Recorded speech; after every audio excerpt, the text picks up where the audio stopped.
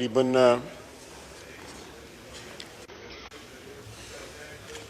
12-13 दिन हुए, 14 दिन हो गए हैं। 26 नवंबर को अभी तक ये पता नहीं लग सका कि ये 12 बंदों की हलाकत हुई है, 278 की हुई है, हज़ारों की हुई है, 50 की हुई है, 30 की हुई है। अभी तक जो है ये नंबर जो है हमें नहीं बता सके या आवाम को नहीं बता सके। जनाब आला, इन्होंने खोसा साहब का जिक्र किया है। खोसा साहब इज ऑन रिकॉर्ड। मेरा ख्याल है अहमद मीर के प्रोग्राम में उन्होंने 278 कहा। यहां लोग बैठे हुए हैं, इस हाउस में लोग बैठे हैं जो 40 कहता रहा है, कोई 50 कहता रहा है, कोई 70 कहता रहा है। जो 12 का जिक्र इन्होंने किया, ना अभी तक उन्होंने कोई आईडी कार्ड नंबर, कोई जनाजे, कोई कब्रें, कोई वरसा कोई सामने नहीं आया।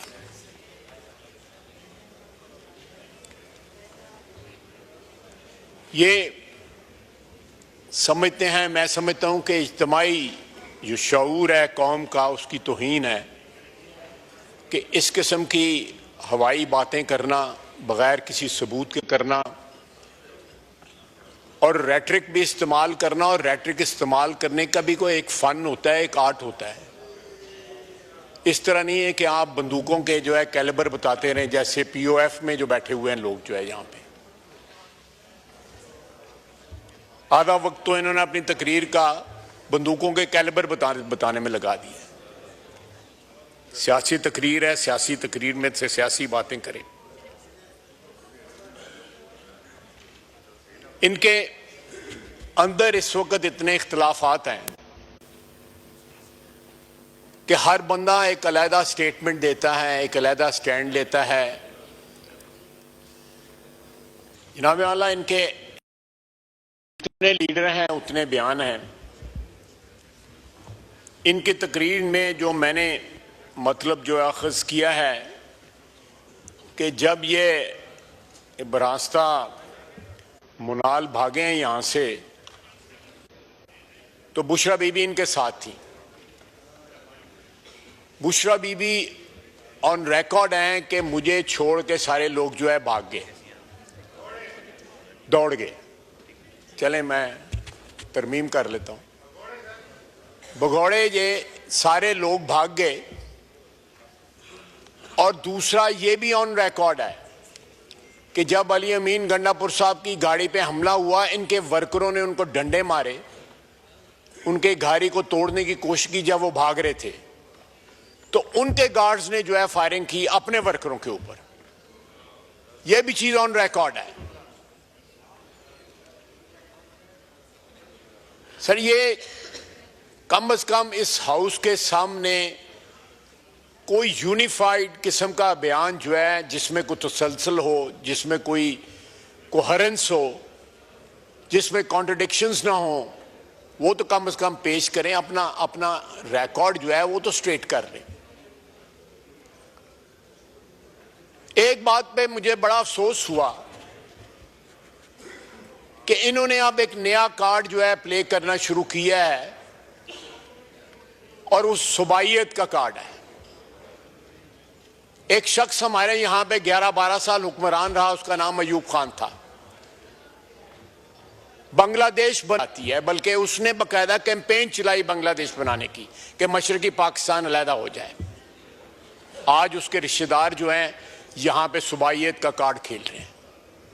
इस मुल्क के ऊपर जनाब डिप्टी स्पीकर, जितना हक किसी पंजाबी, सिंधी, बलोची का है, उतना ही पश्तून का है। हम 4 भाई हैं इस खानवादे में जिसका नाम पाकिस्तान है। अब अगर इनके कहने पे किसी और सूबे से एक बंदा भी ना आए, जनरल सेक्रेटरी साहब इनके अकेले अपनी गाड़ी में लाहौर फिरते रहें, और जहां पे 4 बंदे इकट्ठे हुए थे वहां पे वो ना पहुंचे, तो इसमें लोगों का क्या कसूर है? इसमें Pashtun versus rest of Pakistan जो है वो क्या एक्सप्लॉइट करने की क्या जरूरत है? और वहां से भी अगर सरकारी मुलाजिम लाए जाते हैं वहां से पुलिस जो है सफेद लिबास में लाई जाती है। और ये सारा उस वक्त उनको ख्याल नहीं आता कि वो भी पश्तून हैं। पारा चिनार में जो कत्लेआम हो रहा है वहां पे एक दूसरे से लड़ रहे हैं, तो चीफ मिनिस्टर का वो भी तो जिम्मेदारी बनती है कि अपने सूबे में अमन कायम करे, अपने सूबे में जो है जो हकूक हैं अपने सूबे के रहने वालों के, उनके हकूक जो है बजा लाए। उनको छोड़ के उन्होंने इस्लामाबाद पे चढ़ाई की और उसका नतीजा क्या निकला? तीसरी दफा जो है वो चढ़ाई इनकी नाकाम हुई। और ये लीडरशिप जानती है इनकी, मैं नाम नहीं लेना चाहता, कि बानी पीटीआई ने संजानी का एग्री किया जब रात को 10 बजे जेल खोली गई, लेकिन उनकी बेगम साहबा ने रिफ्यूज कर दिया। उसने कहा, मैं उनको इल्जाम नहीं देता, क्राउड देख के वैसे बंदे का जो मीटर फिर जाता है कि इतना क्राउड था, उन्होंने कहा जी चलें जी डी चौक चलते हैं। और ये जो है उसके बाद जब ये वहां से पसपा हुए हैं, भागे हैं, दुम दबा के भागे हैं, सारी की सारी लीडरशिप अपने वर्करों को छोड़ के भागी है। और वर्कर वीडियो मौजूद है, आप इस हाउस में उस दिन की वीडियो चलाएं, आपको पता लग जाएगा कि गोली किसने चलाई, फायरिंग किसने की, कौन वहां से भागा, कौन बड़के लगा रहा था। और जब कन्फ्रंटेशन का मौका आया, जब धरने का मौका आया या खड़े रहने का मौका आया, तो कौन कौन वहां से भागा है। और इनको ये रास्ता मिल गया हुआ है, सारे जो मुनाल के रास्ते भागते हैं। तीनों दफा जब ये भगौड़े हुए हैं, चीफ मिनिस्टर साहब तीनों दफा पहले केपी खड़े होते हैं, उसके बाद कोसार कॉम्प्लेक्स खड़े होते हैं, उसके बाद पहाड़ पे चढ़ जाते हैं, उसके बाद 12 जिलों से जो है पेशावर पहुंच जाते हैं। जनाब स्पीकर, ये तौहीन है इज्तिमाई शऊर की जो ये बातें करते हैं। मैं लंबी बात नहीं करना चाहता क्योंकि मेरे पास तो बंदूक का या कोई लाइसेंस भी नहीं है, मैं जानते नहीं हूँ क्या रेंज होती है और कौन सी स्नाइपर राइफल होती है और कौन सी फलानी होती है, रेमिंगटन वगैरह क्या क्या इन्होंने बात। लेकिन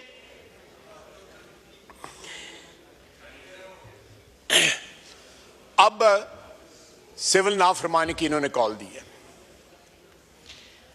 आज से 10 साल कबल भी इन्होंने सिविल नाफरमानी की कॉल दी थी और कंटेनर पे खड़े होकर बानी पीटीआई ने खुद जो है मुख्तलिफ यूटिलिटी बिल्स को जो है आग लगाई थी और लोगों को कहा था कि यूटिलिटी बिल्स ना देना।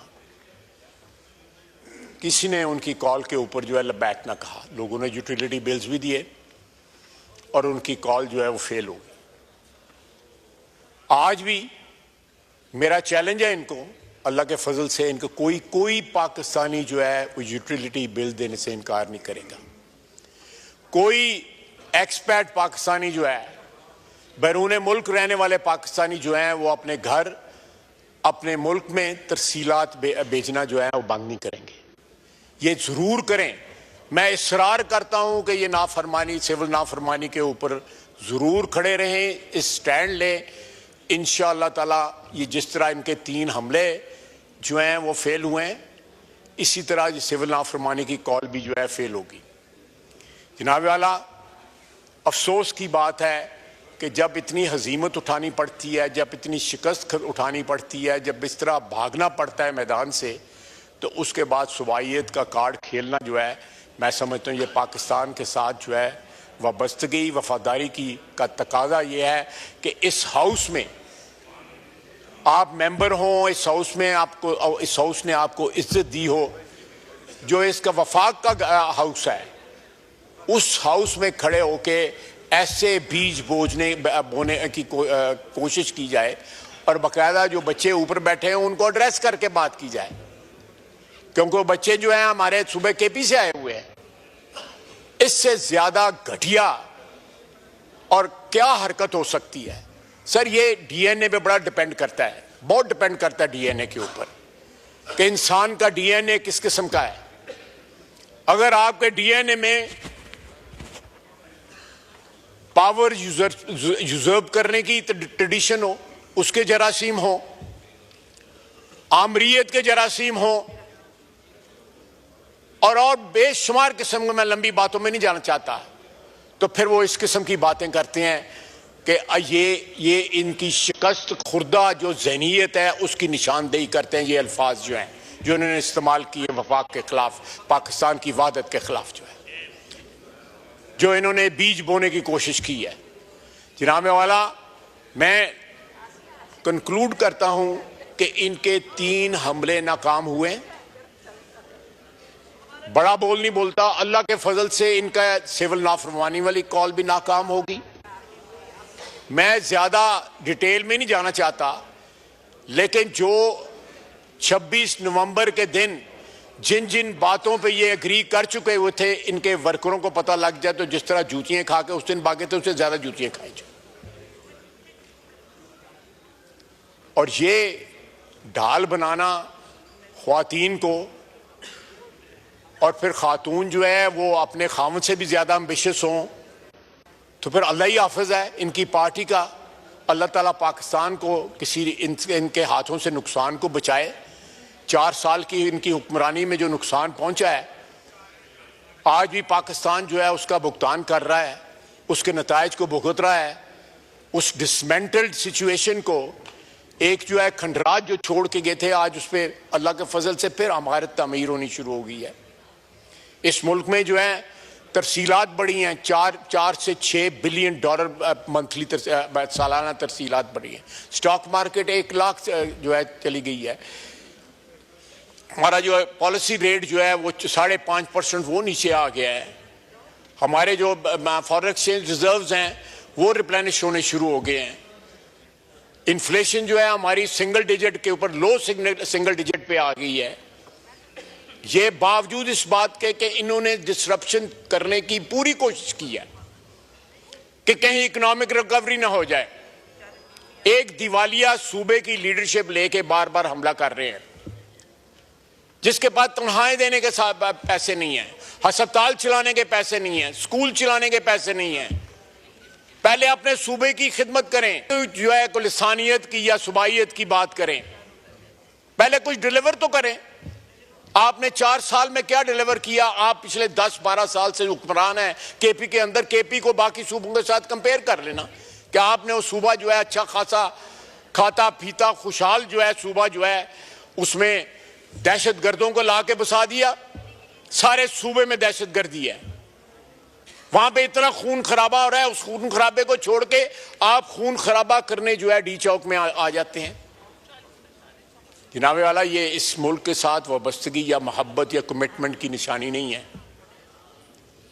इन लोगों का क्या एक ऐसा एजेंडा है जो खुदा न खास्ता इस मुल्क की दुश्मनी का एजेंडा है, जो हम नहीं अचीव होने देंगे, कथित तौर पे अचीव नहीं होने देंगे। ये जितनी बार चाहते हैं हमला आवर हों, हर दफा ये भागेंगे, हर दफा। इनके जो वर्कर्स हैं उनको पता लग गया कि इनकी क्या औकात है। ये जितने लीडर हैं उतने इनके ओपिनियन हैं। इतने इख्तलाफात जो हैं आपको किसी पॉलिटिकल पार्टी में नजर नहीं आएंगी। एक पॉलिटिकल पार्टी में एक होती है, एक डिसिप्लिन होता है। जब वो बातें करते हैं उसमें कोई कोहेरेंस होती है बातों में आपस में। आधी लीडरशिप से ज्यादा जो है वो तो रिजाइन कर गई थी उस दिन 26 नवंबर को। किस बात पर रिजाइन कर गई थी?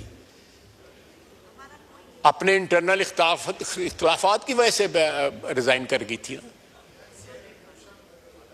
अंदर की बातें मैं ज्यादा लंबी नहीं बताना चाहता, बात चीजें अमानतन है हमारे पास कि इन्होंने हमसे राब्ते किए या आज राब्ते कर रहे हैं या कल राब्ते कर रहे हैं, और अब राब्तों में क्या कह रहे हैं ये, और बानी पीटीआई क्या पैगाम भिजवा रहा है बाहर। खुदा का वास्ता है, सुबाइयत या लिसानियत या इस मुल्क में कोई ऐसे बीज न बोएं जिसकी फसल जो है कल जो है सारे पाकिस्तान को काटनी पड़े। वमा अलैना इल्लल बलाग। शुक्रिया।